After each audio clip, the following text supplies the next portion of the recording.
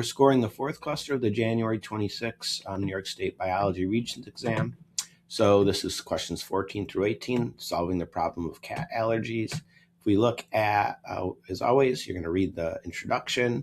It then gives you some information about a protein called FELD1, which is an allergen, and it gives you a part of the amino acid sequence for that protein.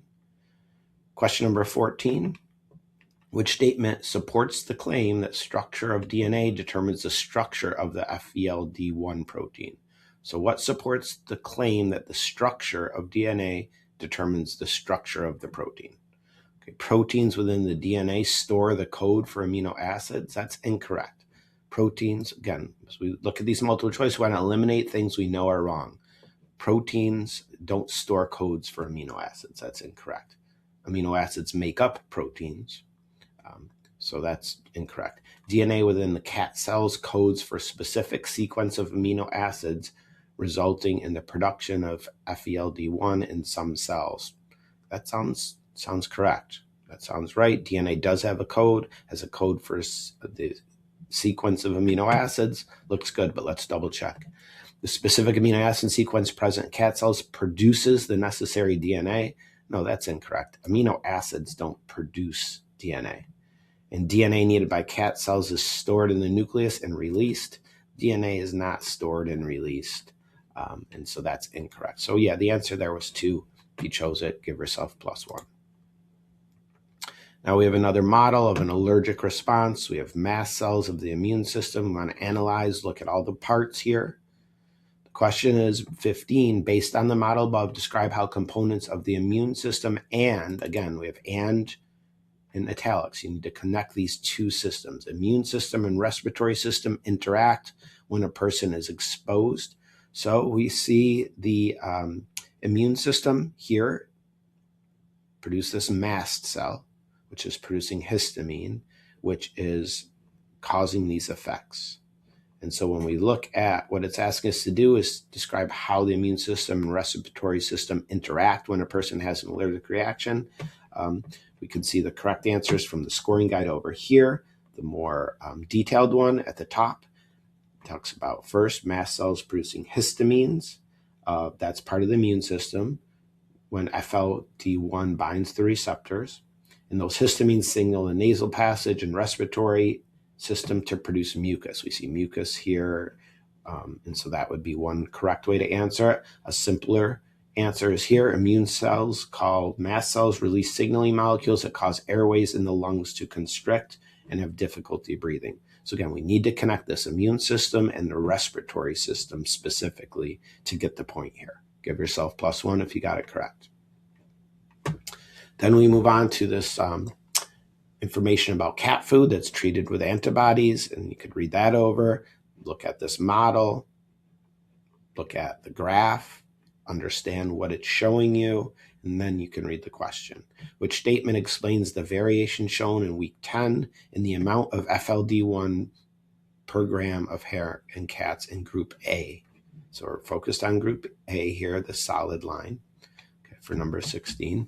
And we look at the choices. The antibodies in the food acted as a genetic factor. That doesn't make sense. When we look at these choices, what you're going to see is the beginning is the same. The antibodies act as genetic factors. The antibodies in the food acted as environmental factors. Antibodies acted as genetic factors. Antibodies acted as environmental factors. So if you decide, well, are these antibodies? Are they genetic factors or are they environmental factors? Well, they're not in the genes, so they're not genetic factors. So we could eliminate choice 1 and choice 3 if we know that. And then we would choose between 2 and 4. So it's read 2. The antibodies act as environmental factor. I think that's correct. By preventing cells of the salivary glands from producing as much FELD1. Or the antibodies in the food act as environmental factors by binding to the FELD1 produced by the cats. Okay. If we have to think back to what antibodies are proteins that bind to antigens. And so this choice number 4 is the one that's correct. Okay, these antibodies wouldn't prevent cells from producing it, but they would bind to the FLD1 protein. The answer there is 4. Give yourself a point. We also can see it tells you that. It shows you those antibodies binding up here. If you looked at this model completely, it's showing you that the antibodies bind to the antigens in the FLD1. So just need to thoroughly read to get that one correct. Give yourself a point if you got it correct. 17, another multiple choice. It's talking, got to read the introduction. It's about CRISPR-Cas9, a tool we have for editing DNA. There's some really important things in here. It tells you researchers injected the fertilized cat eggs with extra DNA before any mitotic division. That's important to answer this question. We read the question: which claim regarding the genetic makeup of the kittens produced by this technology is supported?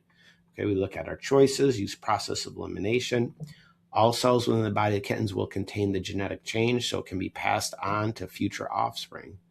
That sounds pretty good because they did inject this, change the DNA in the fertilized egg before it had started dividing. So that makes sense. Let's check with our other answers. Only the skin and salivary cells will inherit the genetic change. That doesn't make sense because it's going to be in every cell. They change the DNA in the fertilized egg, and every other cell comes from that fertilized egg. So that's incorrect. Half of the kitten cells will contain the edited genes. Same reason, incorrect. Only the reproductive cells, same reason, incorrect. So yeah, choice number 1 is the correct answer. Give yourself a point if you got it correct. And then finally, last question, number 18, constructed response is construct an explanation for how genes determine the structure of FLD1 allergen by explaining why the use of CRISPR-Cas9 to edit the cat's DNA resulted in the inability of the salivary glands to produce functional FELD1 proteins. So I want you to explain basically how DNA is used to code and produce proteins, and how CRISPR-Cas9 could change that.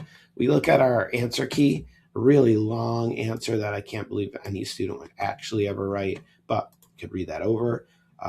This is a more reasonable answer, I think, that a student actually would write.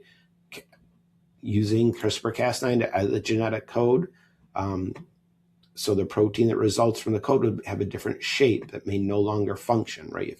We know that if we change the DNA, we change the amino acids and change the protein, it may result in a protein that doesn't function anymore, that has a different shape, and may not be an allergen anymore. So you need to connect CRISPR-Cas9 changes the DNA, which changes the protein. And that's what you need to include in your answer, probably something like that. If you got it correct, give yourself a point for number 18.